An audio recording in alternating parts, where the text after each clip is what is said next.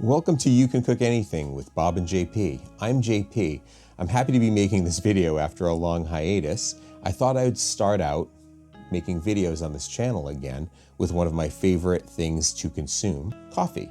One of my favorite brewing methods, and I usually don't stick to just one brewing method because I'm fickle like that, is to use a Moka pot. Moka pots are a brewing method that originated in Italy. They create a very strong coffee that has some things in common with espresso, but is not technically espresso.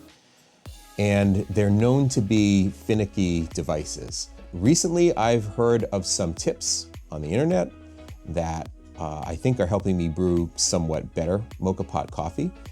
So today I'm going to show you how I've been brewing recently with the Moka Pot. Let me start out. First thing is you need to unscrew the Moka Pot. So the top comes off the bottom, and then in the bottom you will find a place to put water and a place to put your ground coffee. Now I've already ground some coffee, and I've ground it somewhere between an espresso grind and a grind that you would use for filter coffee. So it's still in the filter range. The first thing that I like to do is half fill the reservoir, tap it to kind of even it out, and then go ahead and fill it the rest of the way. The next thing I'm going to do is fill the water reservoir. Now, one of the tips that I've seen recently is to start out with boiled water that is still at just below boiling temperature. One of the ways people have found that this works well is by starting out with boiled water and a reservoir that begins cold. Okay, you fill up to just under the pressure valve. Then we place the coffee into the bottom reservoir. It fits, has a lip there, it fits really well. So because this is hot from the boiled water, I can't really hold it, but see how it fits in there. Now you screw the top on. Again, if you're using boiled water like I just did, you're probably better off using a kitchen glove or pot holder. Okay, it's assembled. And now what I'm going to do is I'm going to put it on a cooktop, an induction cooktop, but this is made of aluminum, and so it won't work on a cooktop alone. So I'm using a cast iron pan, a flat crepe pan that's made of cast iron. Cast iron will heat up on an induction cooktop, and it will heat the bottom of my Bialetti Moka Pot. Okay. So I've turned on my induction cooker, and I want this process to happen somewhat gradually. I don't want it to heat up too fast, and an induction cooker is very powerful. So I'm not going to put it on max power. I'm going to keep it at about half power. I'm using Kenyan coffee. It was provided to me by a student of mine. Thank you very much. He knows who he is. And this is my first time trying this. It looks to me like it's called a medium dark roast. It's a Kenyan coffee, and I believe it was at least a full city roast. I'm really looking forward to trying it, and I think this brewing method will work well with it. I'm going to increase the heat just slightly. It's taking a little bit longer than I expected. Once we get to the phase where the force of the water in the bottom chamber coming up to the top chamber is so vigorous that it's gotten out of control and it's spurting, as long as I have enough liquid in the top chamber, well, I expect to get this top chamber about 1/3 filled. That's generally the yield of coffee I get from this method. I'm going to actually plunge the whole brewer into this cold water to stop the brewing process entirely. Okay, we're getting our first coffee coming up through the top, and I'm immediately going to turn down the temperature, or I should say the power on the cooktop, because we want this to be an orderly and slow process. It's still going to happen pretty fast, but as you can see, it's going to be hard to get this thing to stop. Eventually that pressure is going to take over. So even though I've turned it down to 1, the heat of the cast iron pan is still forcing that coffee up into the top chamber. And we're actually more than halfway done with the brewing at this point. I think I can see this chamber filling up with coffee. You can also hopefully see how dark and rich the coffee coming out of the top looks. Even though it's a very thin film of coffee, you can see that it's dark. That's because that coffee is a very strong coffee right now, but it will actually get lighter as we get to the part where it's going to just start spurting. So I haven't needed to take it off the cooktop at all, because just turning it down has really managed this process. Okay, I can see the coffee getting lighter there. So I'm actually gonna, and it looks like I have enough coffee in the top chamber. It's coming just to the bottom of where the spigot starts to form a crease. Hopefully you can see that.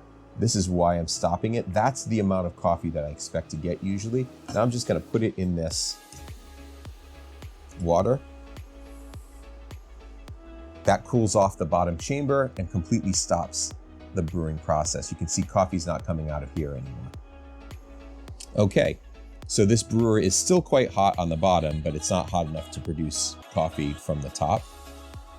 I'm going to pour it into a mug.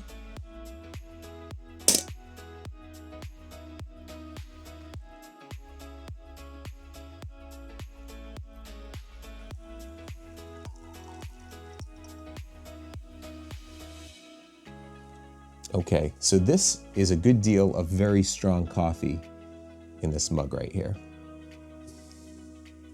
Generally, this is stronger than you want to, well, it's stronger than I want to drink this much coffee straight.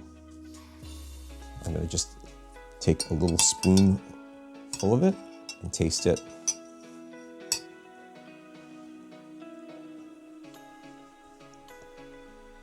So at this strength, this coffee is very rich and acidic. So what I would do is dilute it a little bit, either with cream or milk, or you could just use water to make something that's similar to an Americano. So a good starting place for adding water to this coffee would be 50% of the volume of the coffee that's here in hot water. So I'm gonna bring where it is now up to about 250 milliliters, which is approximately adding 50% more volume to it. I don't wanna go too far, so now I'm gonna taste again.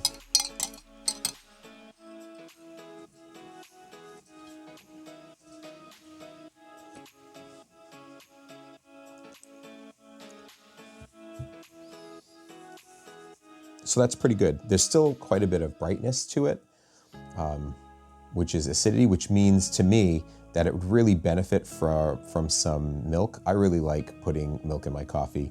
I also usually put some kind of sweetener in it.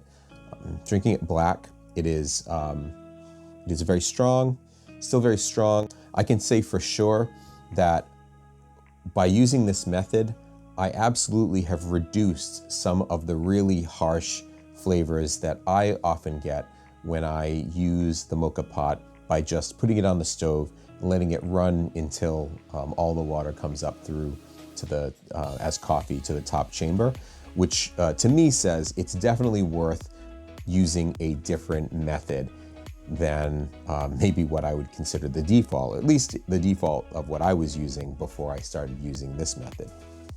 In conclusion, I really think this method works well, at least for what I'm looking for in coffee.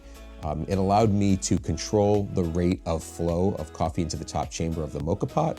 All I had to do was turn down the induction top to 1. If you have an induction top and a cast iron pan, you can do exactly the same thing and it probably will work well for you as well. If you have a gas range like I do, you could move the Moka Pot off the heat and move it back on the heat. That's the more convenient method for me just because that's what my range is, and that's probably what I'll be doing. But I can say for sure that managing the flow of coffee into the top chamber so that it doesn't go faster and faster until it's just spurting everywhere like it usually does really allows you to avoid the bitterness in the very end of the brewing process and extract a lot of flavor and acidity, and gives you a coffee that I think would pair really well with milk or cream, which I like to put in my coffee anyway if I have the chance. So yeah, I recommend you try this. If you have a Moka Pot and you haven't liked using it, maybe try this method and you might find that you like it more than you did before.